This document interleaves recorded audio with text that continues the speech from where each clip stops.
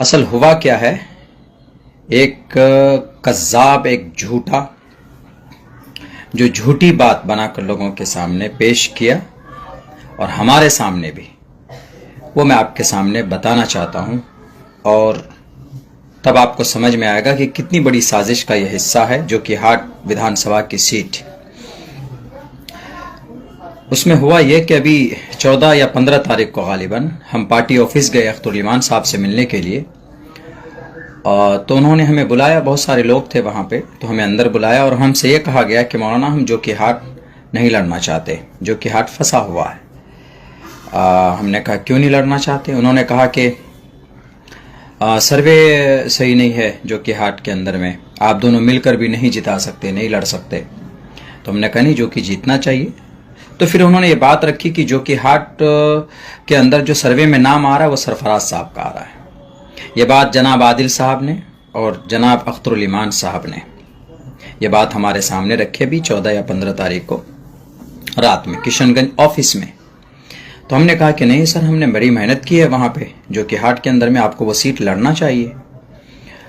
और फिर उन्होंने कहा कि सर्वे में तो नाम उनका आ रहा। हमने कहा कि सर्वे उनका क्यों होगा, पार्टी में मेहनत हम लोग करें और फिर नाम किसी और का क्यों आ सकता, कैसे आ सकता है? और उन्होंने ये बात कही, असदुद्दीन अवैसी साहब, उन्होंने आपके नाम के हवाले से हमसे ये बात कही कि बैरिस्टर साहब इस सीट को सरफराज साहब को देना चाहते हैं, उनको लड़ाना चाहते हैं। हमने कहा कि ये तो बिल्कुल गलत बात है। जब हम वहां पर 2 कैंडिडेट मौजूद हैं, आप हम दोनों में से किसी एक के नाम का फैसला कर सकते हैं। मैंने ये बात इसलिए कही चूंकि सामने में किसी और को टिकट जा रहा था। उन्होंने कहा कि नहीं नहीं, वो उनको लड़ाना चाहते हैं। हमने कहा कि आप उस शख्स को लड़ाना चाहते हैं जिसके भाई ने आपकी कमर की हड्डी तोड़ी है, 3 विधायक को लेकर गए, आपको होश लेना चाहिए और फिर आप उनके भाई की बात कर रहे हैं। तो उन्होंने कहा कि नहीं, आदिल साहब ने कहा कि नहीं, बैरिस्टर साहब ये सब चीज नहीं सोचते। खैर हमने ये कहा कि, तो उन्होंने एक उपाय बताया। हमने एक बात रखी उनको, हमने कहा कि देखिए हमारे बीच में मामलात हैं, बैठ कर के आप सॉल्व कीजिए। कहीं पर भी अगर 5 या 6 कैंडिडेट होते हैं तो उनका समाधान हो सकता है। उसका तरीका यह है कि आप उन कैंडिडेट को बैठाएं, बात करें, सॉल्यूशन हल निकालें, उसका यह तरीका होता है।